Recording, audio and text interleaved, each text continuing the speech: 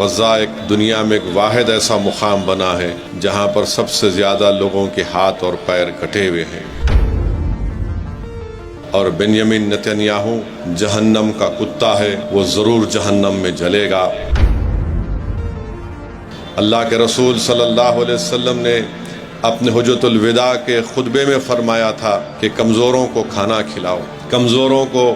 عزت کا لباس پہناؤ۔ تو اگر آج لوگ رسول اللہ صلی اللہ علیہ وسلم کے اس ارشادات کو بھول چکے ہیں، مجھے یقین ہے کہ دنیا ان کو بھلا دے گی۔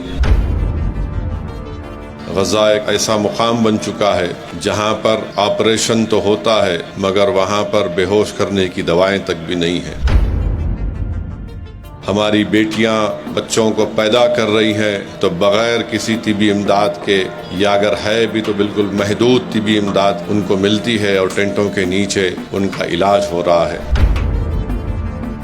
دارالسلام کے اسٹیج سے ان غزہ کے فلسطینیوں کو جو آج پچھلے 1 سال سے اسرائیلی حکومت کے جنوسائیڈ کا شکار ہیں، ہم ان کو پیغام دینا چاہتے ہیں کہ یقیناً دنیا تم کو بھول رہی ہے، دنیا کے بڑے بڑے سپر پاور تمہاری ظلم کو بھول رہے ہیں، اندھے ہو چکے ہیں، بہرے ہو چکے ہیں، مگر سرزمینی دکن پر بسنے والی اس غیوروں کی جماعت تمہارے ظلم سے اور تمہارے پر تکالیف جو گزر رہی ہم اس کو یاد رکھتے ہیں۔ ہم یقیناً تمہارے لیے دعا کر رہے ہیں، جب تک اللہ ہم کو زندہ رکھے گا ہم مسجد اقصی اور بیت المقدس کو بھولنے والے نہیں ہیں۔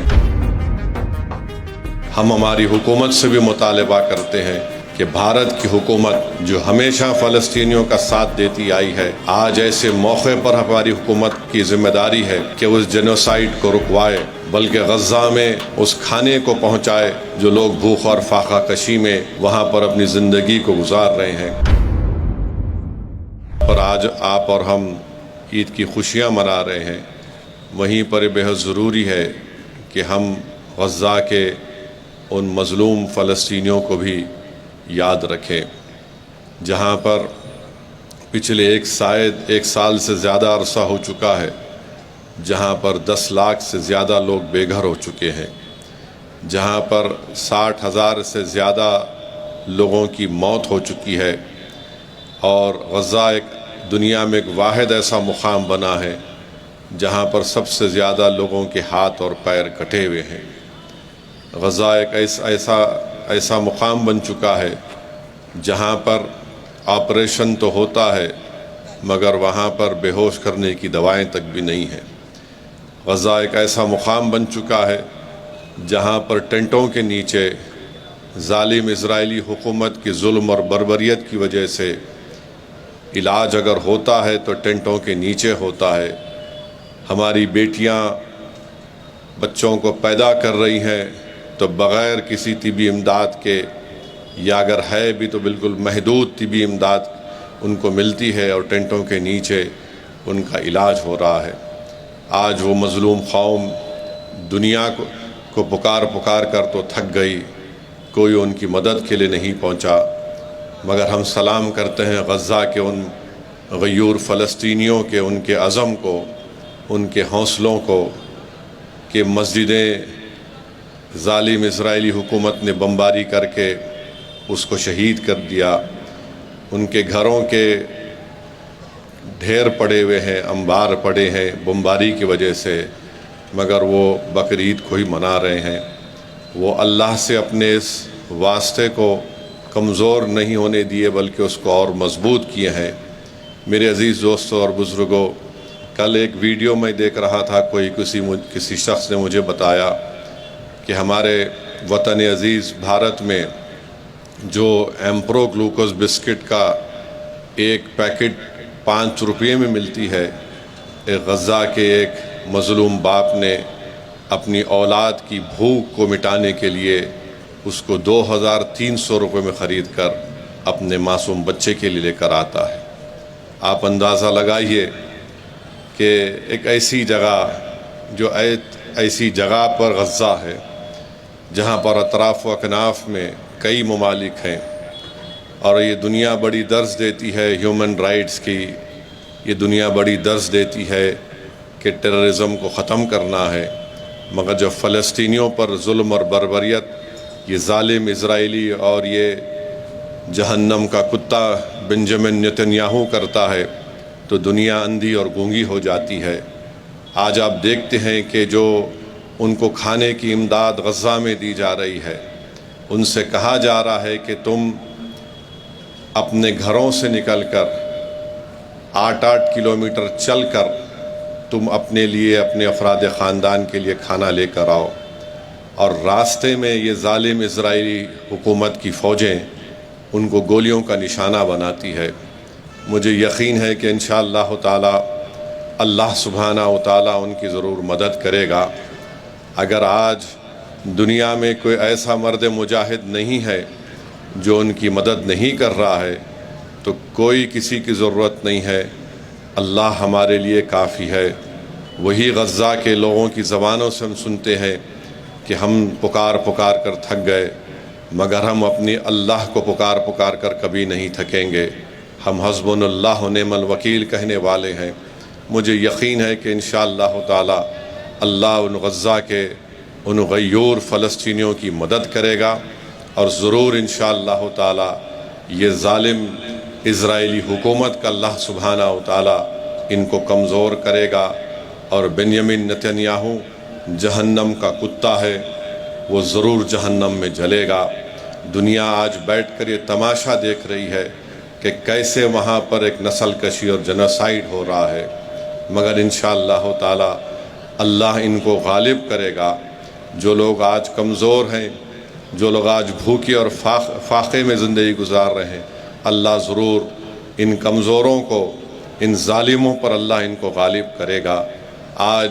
دنیا یہ سمجھ رہی ہے کہ ان کو ہم بے سہارا سمجھ کر ان پر ظلم کرتے جائیں گے، مگر ہم دیکھ رہے ہیں کہ دنیا کے کونے کونے میں حکومت ظالم کا ساتھ دے رہی ہے، مگر وہاں کی عوام ان مظلوموں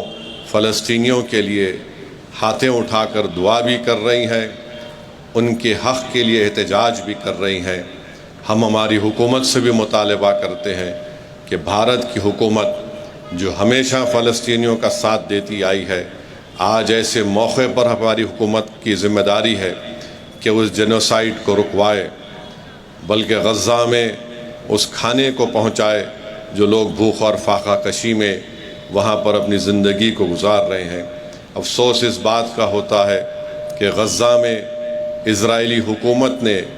جو ڈرگز بیچنے والے، جو سابقہ میں آئسس داعش جیسے ٹیررسٹ تنظیم سے وابستہ تھا، اس کو چھوڑ کر